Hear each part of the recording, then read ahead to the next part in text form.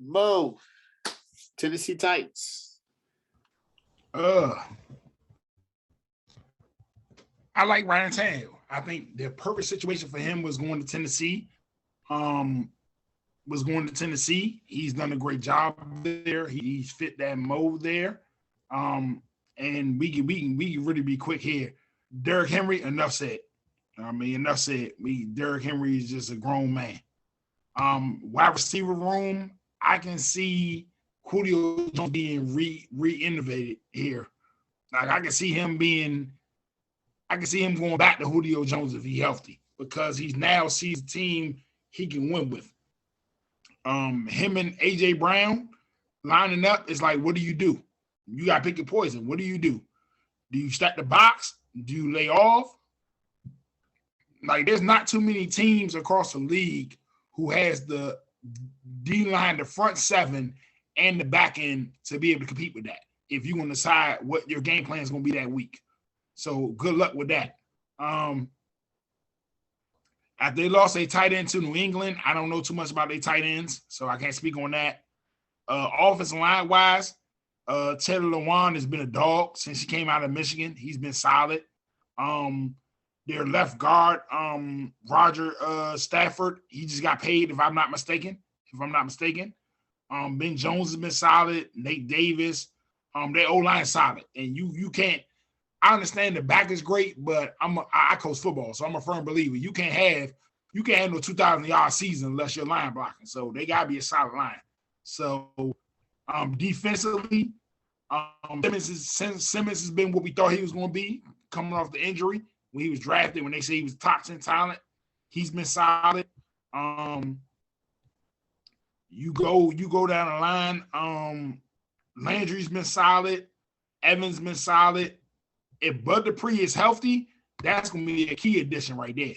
If Bud Dupree is healthy, oh my God, look out. Their secondary is solid.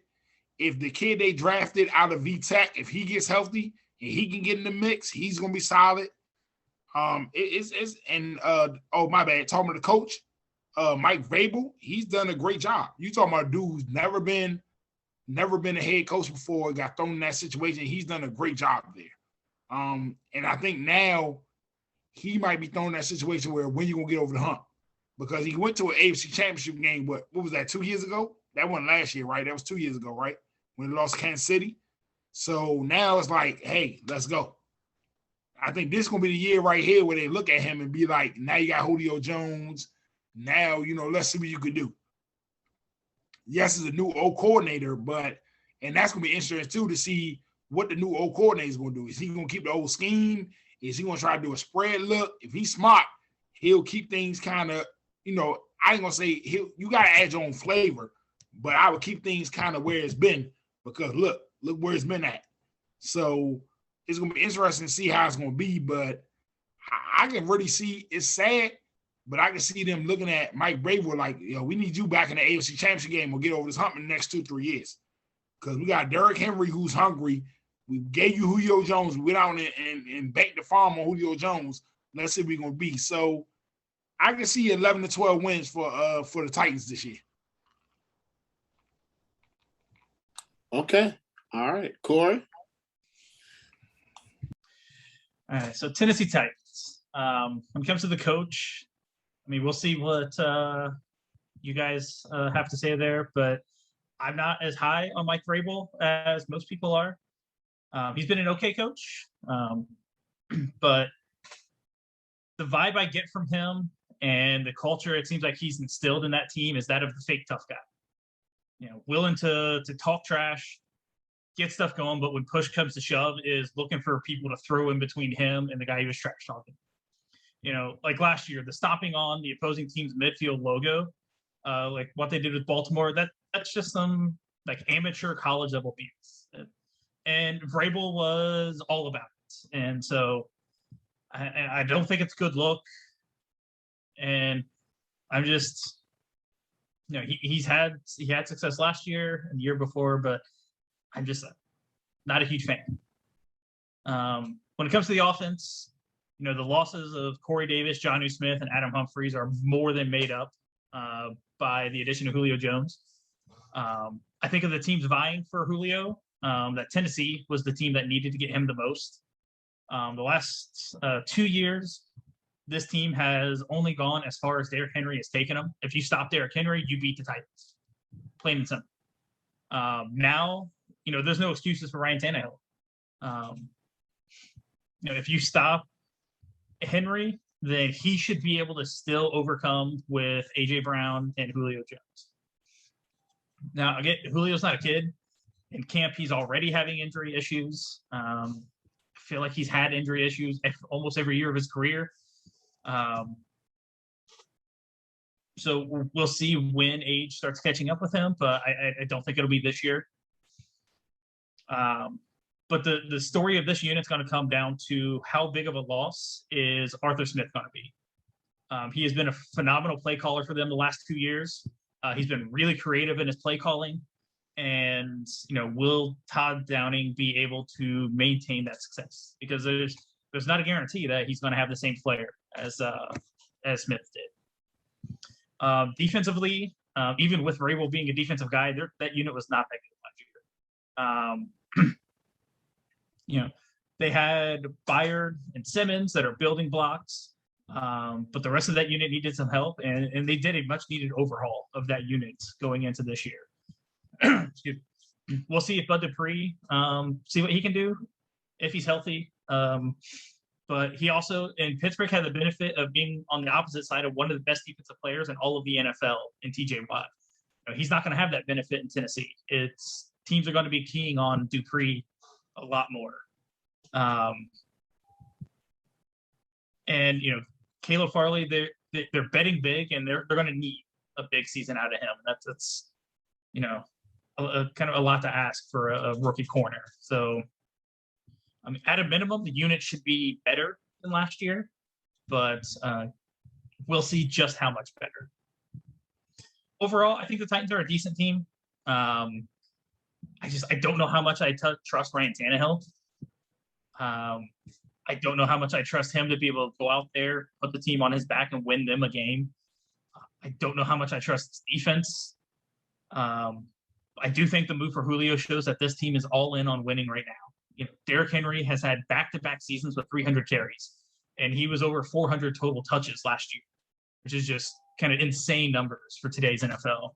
Running backs that see that kind of usage don't tend to last too long. So Henry may only be 27, and I get he's a monster. Like physically, he's huge, but this team is going all in on right now to try to win. We'll see if they can do it. I have them at 10-7 and competing for the wild card. Yeah. All right. Tennessee Titans. Mike Vrabel is a good coach. He's done a good job, but I think this is the test. This is the difference between right? You go to the playoffs, go to the AFC Championship game. Now it's like, well, we want more, right? Now, what can you do more, right? Can you coach through the hiccups in the NFL? Because this is what the NFL is about. Players coming in, players going out.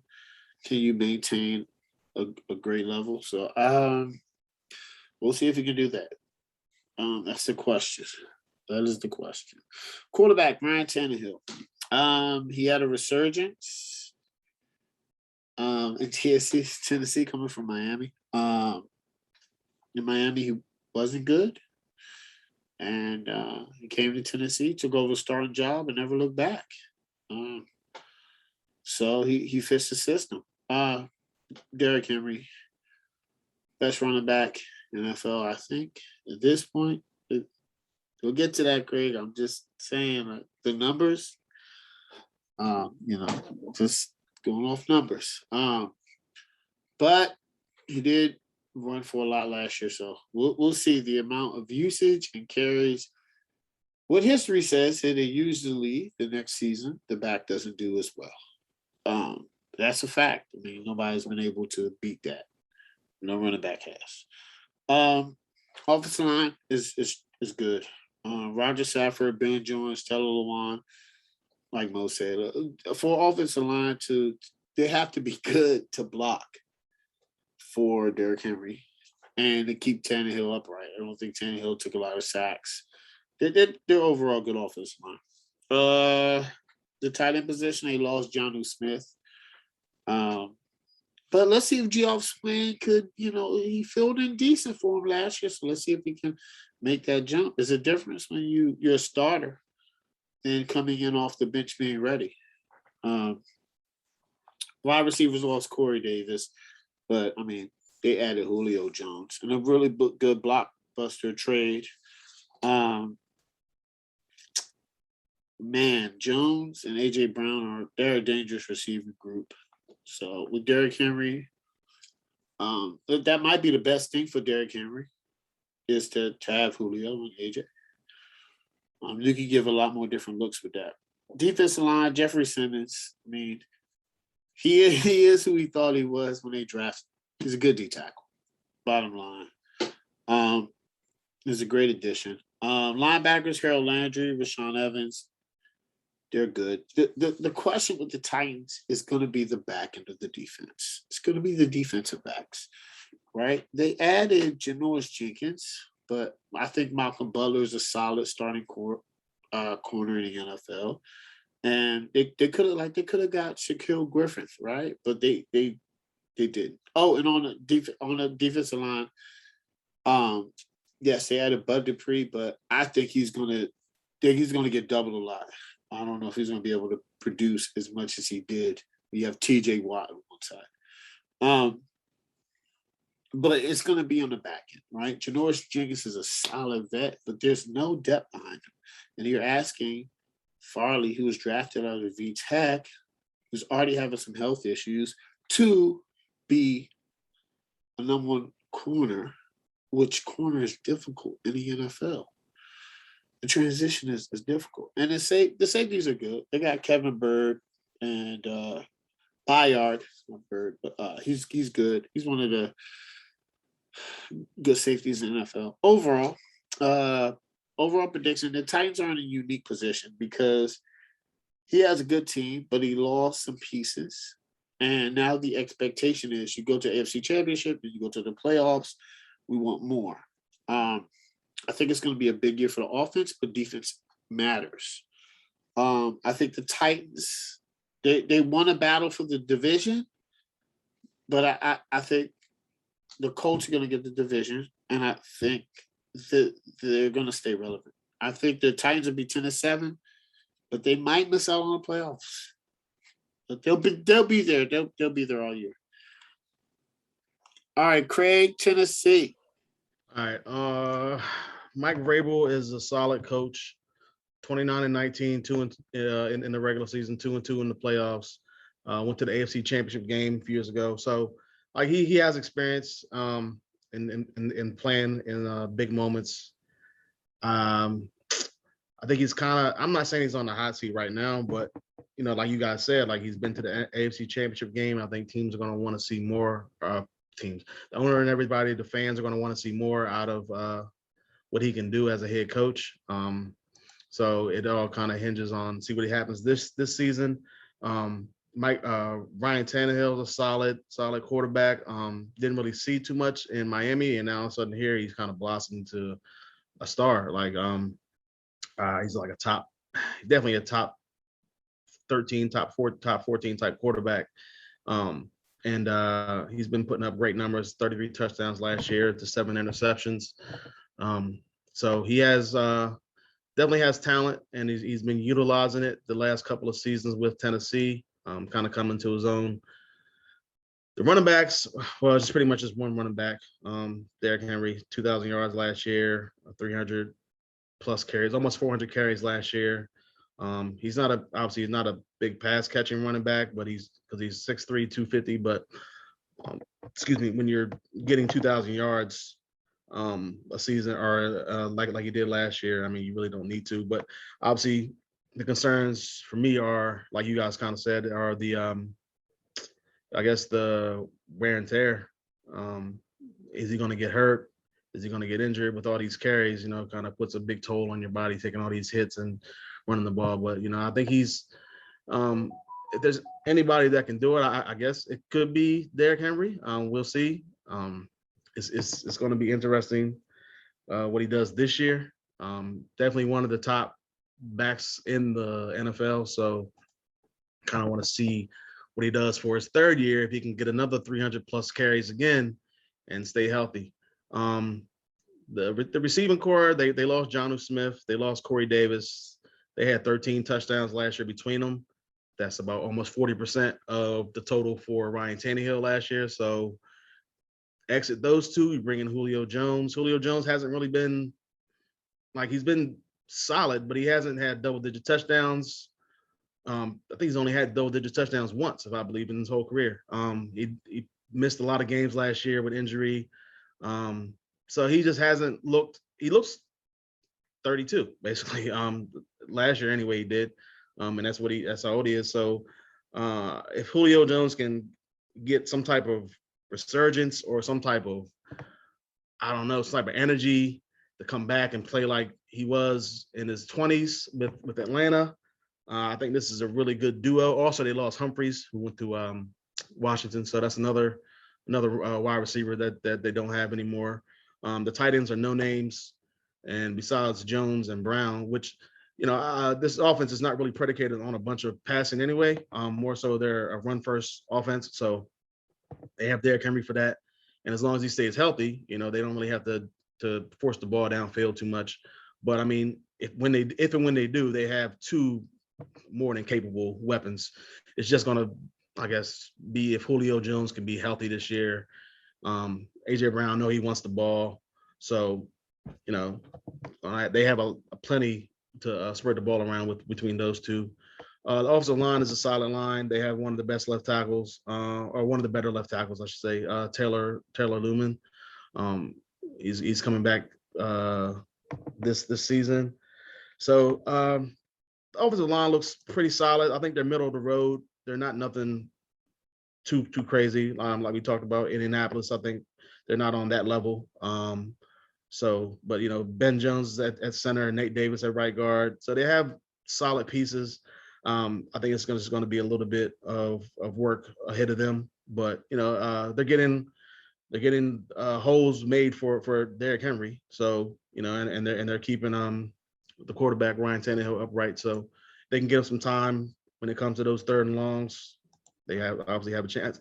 The defense is it looks better this year. The defense last year, as far as total yards, they were 5th worst in the league. So obviously that's trash. They were one of the better teams in turnovers, though, takeaways as far as interceptions. So they were really good in that department. But their defense really wasn't nothing too special last year. So obviously bringing in Bud Dupree is going to try to revamp this defense. Deneco Autry is another guy that they paid a lot of money to. So hopefully he can come in as well and be really good. Their best lineman last year was Jeffrey Simmons. So, he's the best last year, and they bring in Bud Dupree this year. Who knows what Simmons can do, especially if Dupree gets double teamed a lot. So their linebackers are kind of the same way, in the middle of the road linebacking core. Former first round pick Rashaan Evans. He hasn't really developed. So I don't really have too many high expectations for this linebacker group. Their secondary kind of the same thing. Malcolm Butler's not there. He's in Arizona right now. So they got Janoris Jenkins. They got on draft Caleb Farley, who had health concerns coming into the draft. And they have some young pieces, Christian Fulton and Amani Hooker. They're all, and Farley, they're all 22 years and younger. So, if they're coming in to start right away, that's not a good sign for that secondary. They're going to get eaten up back there. And fortunately, Trevor Lawrence is a rookie. Houston quarterback situation is iffy, and who knows what's going on with Carson Wentz. So in the division, at least, they might not have much to worry about as far as having to contain quarterbacks throwing the ball against them or whatever. Maybe they can get some experience with those division games, especially because Carson Wentz is probably, I mean, minus Deshaun Watson, Carson Wentz is the best quarterback probably out of those guys. I mean, still the verdict is out on Trevor Lawrence, what he can be, but it's just going to be tough for this group.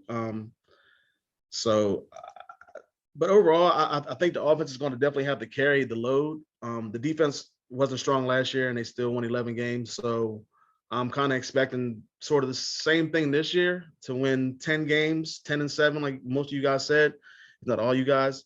And I think 10-7 is a really good record for a team who's built on a run and who has defensive issues.